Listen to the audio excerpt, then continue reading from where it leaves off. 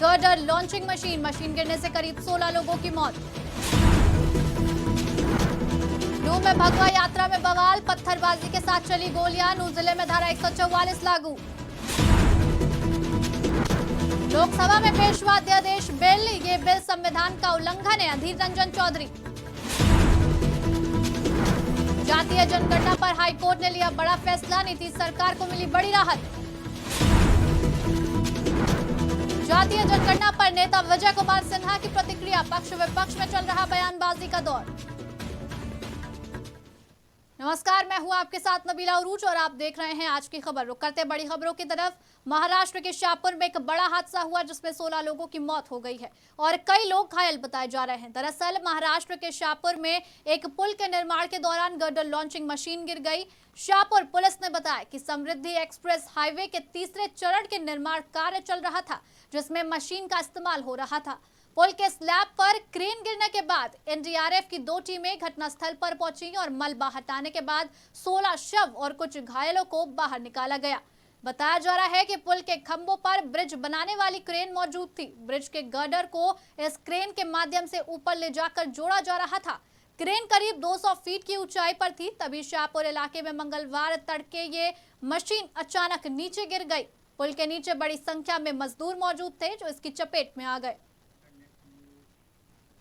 हरियाणा के नूह में ब्रज मंडल यात्रा पर समुदाय विशेष के लोगों ने पथराव कर दिया, जिससे कई लोग घायल हो गए। लोगों ने झड़प के दौरान कई गाड़ियों को आग के हवाले कर दिया। तनावपूर्ण स्थिति को देखते हुए नूह और हथीन में इंटरनेट सेवाएं भी बंद कर दी गई हैं। नूह में हालात खराब होने के चलते नल्हड़ मंदिर में लगभग 5000 लोग फंसे हुए थे। इसमें आसपास के जिलों के लोग भी शामिल थे। विश्व हिंदू परिषद के केंद्रीय संयुक्त महामंत्री डॉक्टर सुरेंद्र पर भी हमला किया गया है। डॉक्टर सुरेंद्र जैन का कहना है कि यात्रा से कार्यकर्ताओं को खींचकर हर में ले जाया गया और कई कार्यकर्ता लापता हैं। बताया जा रहा है कि यात्रा जैसे ही शिव मंदिर नलहट पहुंच रही थी, उसी दौरान कुछ लोगों ने यात्रा पर पथराव शुरू कर दिया और कई गाड़ियों में आगजनी और तोड़फोड़ की। मुख्यमंत्री मनोहर लाल ने नूह में उत्पन्न हुई स्थिति को देखते हुए बैठक की। सीएम ने कहा कि फिलहाल नूह समेत सभी जगह स्थिति सामान्य है। कुल 5 लोगों की, जिसमें 2 होमगार्ड और 3 आम नागरिक शामिल हैं, उनकी मौत की सूचना आ रही है। नूह में जो कुछ भी हुआ वो दुर्भाग्यपूर्ण है, किसी भी उपद्रवी को बख्शा नहीं जाएगा। सभी नागरिकों से अपील है कि शांति बहाली के लिए आगे आएं। दिल्ली में अफसरों की पोस्टिंग ट्रांसफर पर नियंत्रण से जुड़ा अध्यादेश मंगलवार लोकसभा में पेश किया गया। इस पर सदन में विपक्षी नेताओं ने हंगामा किया और शेम शेम के नारे लगाए। कांग्रेस नेता अधीर रंजन चौधरी बोले, ये बिल संविधान का उल्लंघन है, सुप्रीम कोर्ट का फैसला बदलने की कोशिश है। अमित शाह ने कहा कि संविधान संसद को दिल्ली के लिए कानून बनाने की अनुमति देता है। बिल के खिलाफ जो बयान दिए जा रहे हैं वो सिर्फ राजनीतिक हैं, उनका कोई आधार नहीं है। आपको बता दें कि इस बिल का नाम government of national capital territory of Delhi amendment bill 2023 है। बिहार में जातीय जनगणना पर पटना हाईकोर्ट ने एक बड़ा फैसला लिया और इसके तहत जातीय जनगणना पर जो अदालत ने रोक लगाई थी, उस रोक को हटा लिया गया है, जिसके बाद नीतीश सरकार को बड़ी राहत मिली है और अब बिहार में जातीय जनगणना कराने की कोर्ट से अनुमति मिल गई है। लेकिन जातीय जनगणना के खिलाफ याचिकाकर्ता की वकील का कहना है कि कोर्ट के तमाम बिंदुओं पर आकलन किए जाने के बाद ही कोई टिप्पणी की जा सकेगी। कॉपी नहीं मिली है, हम लोग जजमेंट कॉपी नहीं देखे हैं। जजमेंट की कॉपी देखने और बताएंगे कि हाईकोर्ट ने क्यों ऐसा आदेश पारित किया। जब हाईकोर्ट ने पहले आदेश पारित किया था कि स्टेट को कॉम्पिटेंस नहीं है कास्ट में सर्वे करने का, एक तरह से सेंसस कर रही है। अब हाईकोर्ट का क्या जजमेंट आया, जजमेंट पर देखेंगे। लेकिन मेरे क्लाइंट का जो इंस्ट्रक्शन है, इसके इस जजमेंट के अगेंस्ट हम लोग सुप्रीम कोर्ट दायर करेंगे कि बिहार सरकार को पावर नहीं है जो कास्ट में सेंसस कर रही है। एक तरह से ये सेंसस का काम है जो भारत सरकार का है। इसी बिंदु पर पहले पटना हाईकोर्ट ने रोक लगाई थी कि नहीं, ये जो प्रावधान जो है तो भारत सरकार को है। अब फाइनल जजमेंट में हाईकोर्ट ने रिजेक्ट कर दिया, तो हम लोग को जजमेंट देखने के बाद ही बताएंगे कि हाईकोर्ट ने क्या कारण दिया है। जो पटना हाईकोर्ट द्वारा जातीय जनगणना पर दिए गए फैसले को लेकर नेता प्रतिपक्ष विजय कुमार सिन्हा ने अपनी प्रतिक्रिया में कहा कि उनकी पार्टी हमेशा न्यायालय का सम्मान करती है और ये जो फैसला आया उसका स्वागत है। इसके साथ ही उन्होंने महागठबंधन पर कटाक्ष किया और कहा कि यह सवाल उनसे पूछा जाना चाहिए कि जब भी संवैधानिक संस्थाओं के द्वारा कोई फैसला लिया जाता है तो महागठबंधन के नेताओं के द्वारा उसके खिलाफ क्यों टीका टिप्पणी की जाती है।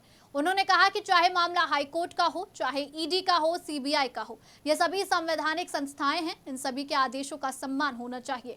लेकिन महागठबंधन के नेता ऐसे मौके पर टीका टिप्पणी करते हैं। उन्होंने कहा कि भाजपा हमेशा से जातीय जनगणना कराने के पक्ष में रहा है। बताते चले कि जातीय जनगणना मामले पर हाईकोर्ट ने इसके खिलाफ दायर किए गए तमाम याचिकाओं को खारिज करते हुए जातीय जनगणना कराने के आदेश दे दिए हैं, जिसके बाद पक्ष विपक्ष में बयानबाजी का दौर चल रहा है। जो माननीय न्यायालय के निर्णय पर टीका टिप्पणी और प्रश्न उठाते हैं, जरा उनसे पूछिए।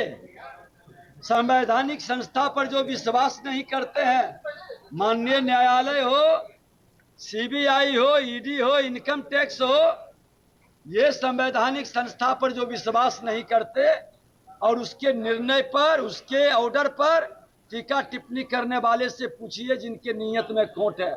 हम तो जातीय जनगणना का समर्थन किए हैं, न्यायालय के निर्णय का हमेशा सम्मान किए हैं और इसका खुलासा करें।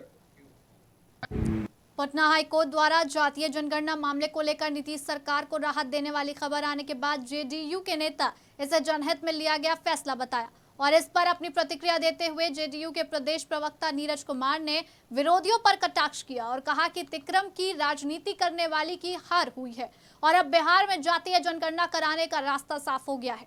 इसके लिए उन्होंने कोर्ट को धन्यवाद दिया। वहीं दूसरी तरफ जेडीयू के प्रदेश अध्यक्ष ने भी कोर्ट के फैसले का स्वागत किया। जनहित में फैसला हुआ है और ऐसे फैसला से हम समझते हैं कि लोगों का मनोबल ऊंचा होगा। जो हम यहाँ जो जिस तरह से हमारे नेता ने अपने संसाधन के माध्यम से जब मुँह फेर लिया केंद्र सरकार जातिगत जनगणना कराने के लेकर, तो हमारे नेता ने जब अपने संसाधन के माध्यम से जब इसको कराने का फैसला लिया, जब कराया जा रहा था, इसके विरोध में उन्होंने याचिका दायर किया और इसका जो याचिका विरोध में जो दायर हुआ वो जो खारिज हुआ, इससे राहत मिली है। और बहुत मैंने जो हमको पहले से ही अंदाज था कि हम लोग को कोर्ट जो है राहत मिलेगा। जाति गणना जो बिहार के जनता की सामाजिक आकांक्षा, राजनीतिक तिक्रम करने वाले लोग जो जाति सर्वे को अपरोक्ष रूप से रोकने की खतरनाक साजिश कर रहे थे, लेकिन सच तो सच होता है। माननीय उच्च न्यायालय ने वैसे दूषित मंशा वाले की याचिका को निरस्त किया, जाति गणना का मार्ग प्रशस्त किया और माननीय मुख्यमंत्री नीतीश कुमार जी के द्वारा जाति गणना के संबंध में लिए गए निर्णय और कार्यक्रम ये भविष्य के लिए तो नजीर बिहार के लिए बनेगा ही, देश के दूसरे राज्यों के लिए भी नजीर बनेगा। और वैसे लोग जो जनगणना के भी पक्ष में नहीं है, आज सामाजिक आर्थिक गणना करके सर्वे करके बिहार एक नजीर पेश करेगा। जाति फिलहाल इस बुलेटिन में इतना ही। देश और दुनिया की तमाम बड़ी खबरों के लिए बने रहिए आज की खबर के साथ।